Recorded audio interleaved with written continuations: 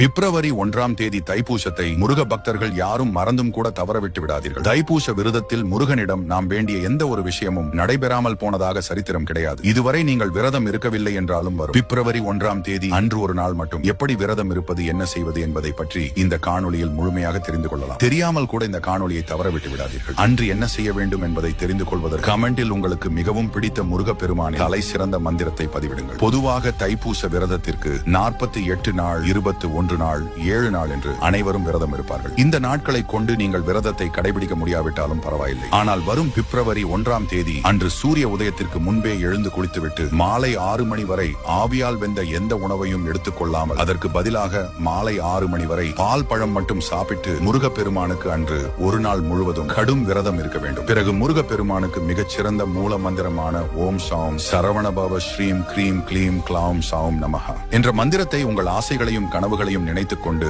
அது நிச்சயமாக நடக்கும் என்று நம்பிக்கையோடு இந்த மந்திரத்தை 108 முறை சொல்லி முருகப்பெருமானிடம் மனதார வேண்டிக் கொள்ளுங்கள். பிறகு அன்று மாலை முருகப்பெருமானுக்கு நெய் வைத்தியமாக வைத்த சர்க்கரை பொங்கல், வடை, பாயாசம் போன்றவற்றை உங்கள் வீட்டில் முருகன் வடிவில் குழந்தைகள் இருந்தால் அவர்களுக்கு ஊட்டிவிட்டு நீங்கள் அதை உட்கொண்டு விரதத்தை முடித்துக் கொள்ள வேண்டும். மிக நம்பிக்கையுடன் இந்த விரதத்தை தொடங்குங்கள். நிச்சயம் நீங்கள் நினைச்சது அனைத்தும் வெற்றியில் முடியும். உடனடியாக இந்த புனித தகவலை அனைவருக்கும் பகிருங்கள். ஒரு நல்ல விஷயத்தை அனைவரும் தெரிந்து கொள்ளட்டும்.